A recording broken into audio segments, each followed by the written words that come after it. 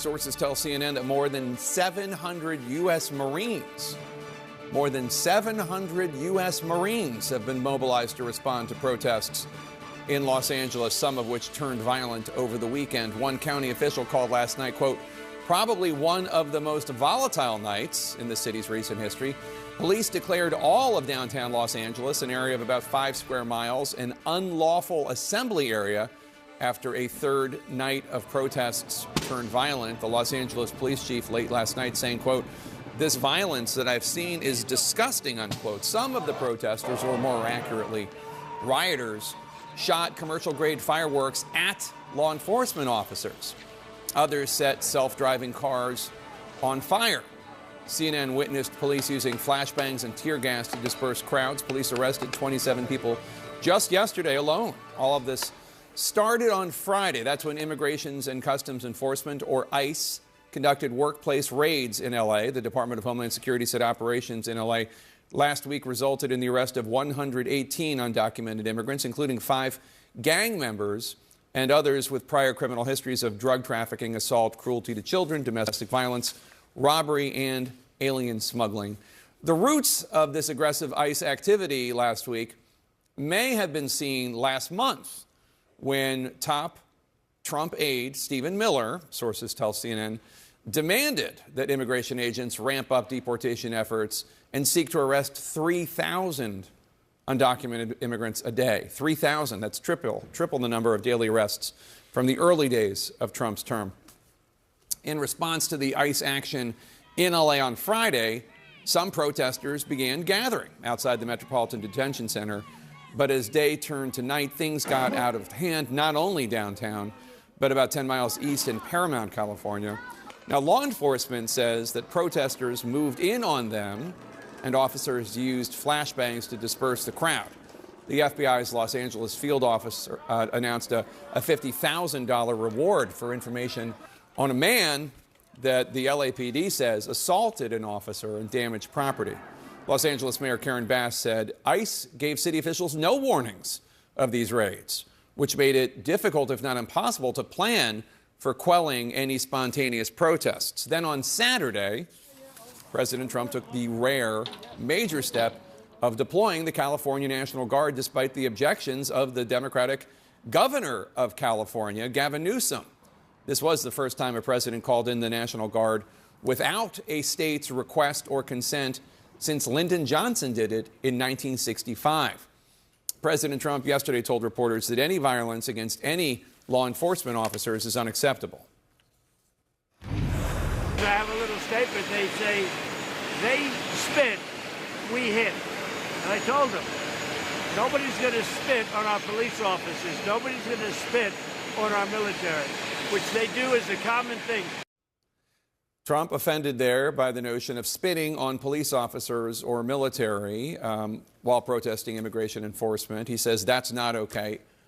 We would be remiss if we did not point out that it was just 4 months ago that the very same president pardoned a different group for beating police officers while storming the U.S. Capitol to object to the 2020 election results. You will never hear Trump or top deputy Stephen Miller call that attack on January 6, 2021 an insurrection. But Stephen Miller did use that term to describe the protests in Los Angeles, calling it, quote, an insurrection against the laws and sovereignty of the United States. There are quite a few, shall we call them, evolving positions taken by Democrats and Republicans since a year ago, when some Democrats were urging President Biden to federalize the National Guard in Texas to stop that state's Republican governor's anti-immigration, illegal immigration efforts. And the woman who is now our Homeland Security Secretary, then South Dakota Governor Kristi Noem, took to MAGA media and to Twitter to say, quote, if Joe Biden federalizes the National Guard, that would be a direct attack on states' rights, unquote. But be that as it may, we are where we are here, and Republicans would argue that Democrats have played a role in all of this by not enforcing immigration laws for decades, setting the stage for President Trump to begin this aggressive pattern of deportations, which he ran and won on. A new CBS News poll taken before the ICE action in Los Angeles finds that 55% of the Americans polled approve of the goals of Trump's deportation program, but 56% are not sold on the approach he is using to carry it out. CNN's Kyung La is on the ground in Los Angeles for us now with all the latest on how Governor Newsom today is firing back against Trump's actions. They come for one. They come for all. Calm following chaos in downtown Los Angeles. A peaceful protest not far from LA's City Hall. Hey, hey, hey! And a strong police presence near the federal building.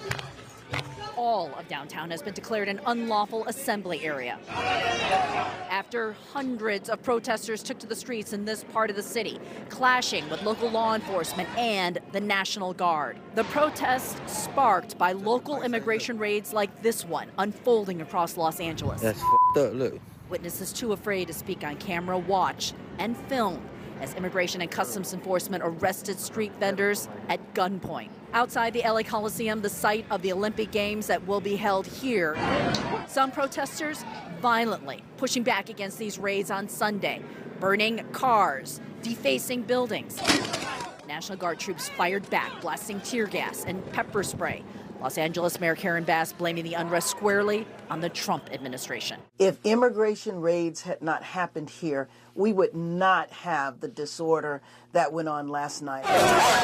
And saying the unrest escalated after hundreds of California National Guard troops arrived on scene Sunday, deployed by President Donald Trump, overriding city and state leaders.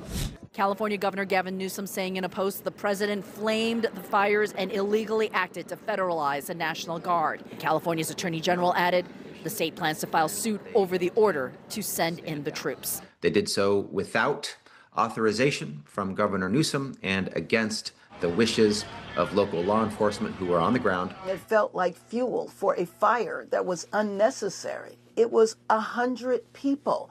27 people were arrested.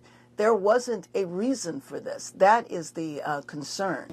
Trump posting that he made a great decision sending in the Guard, saying otherwise Los Angeles would be completely obliterated. The people that are causing the problem are professional agitators, they're insurrectionists.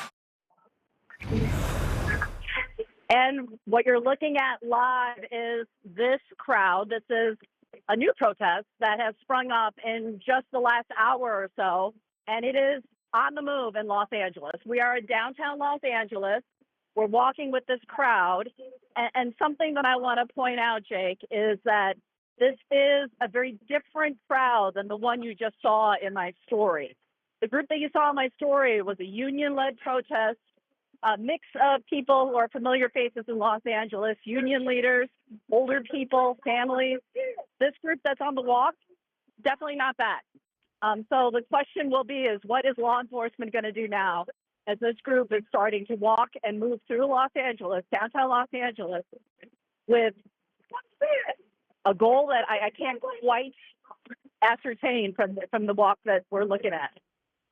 But it's a sizable crowd, as you can see. All right, Kyung La, thank you so much. Appreciate it. Kyung La on the streets of Los Angeles. With us now, Democratic Congresswoman Nanette Barragán of California. Her district, in her congressional district, includes a community of Paramount, which is just south of Los Angeles. Some protests flared up in Paramount this weekend. Congresswoman, thanks for being here. Appreciate it. So yesterday you spoke with CNN's Dana Bash on State of the Union. You acknowledged that not all the demonstrators have been peaceful, and you said, quote, those are not the people that are coming out to protest immigration. So who do you think the people who are not peaceful are? Are they outside agitators, as President Trump says? They definitely could be. We've certainly heard some could be anarchists, people who are looking for trouble. People are just, you know, in the evenings looking for some trouble to make. So I don't think those are the people that are out to protest the mass deportations. And that's what you're seeing. You're seeing people angry that you're having mass deportations happening in Los Angeles after months of seeing this administration send ICE agents to hospitals to wait for women to have labor, sitting there in the Labor Department to separate their kid and try to deport the mother, to schools to take kids, and of course now just rounding up people. There is no targeted enforcement. We know they're going to like Home Depot lots to look for people who are looking for jobs. They're not criminals, and that is the outrage that you're seeing. And I think that if ICE left, I think if the National Guard left, you would see this all die down. There is a way to do immigration enforcement. It's been done before. This is just the president's way to escalate things, to cause tension, And I think really to distract what's happening in Washington on all the failures, whether it's the economy tanking, whether prices going up, whether the millions he's going to take away from healthcare. This is the master in a show, and this is what he wanted. I want to get to that in a second, but just in point of fact, you said they're not criminals. If somebody from the Trump administration were here, they'd say they may not be violent criminals, but if they're in this country illegally, they're criminals. You say that deportations can be done or immigration enforcement can be done peacefully.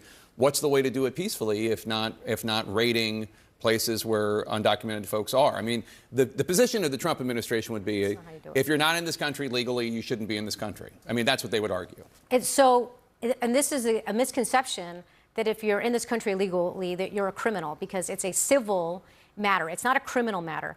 But there is a way to go after people. We've been doing this forever, and that is they know where the serious criminal offenders are, and they send folks out to get them. They don't just go massively round up people.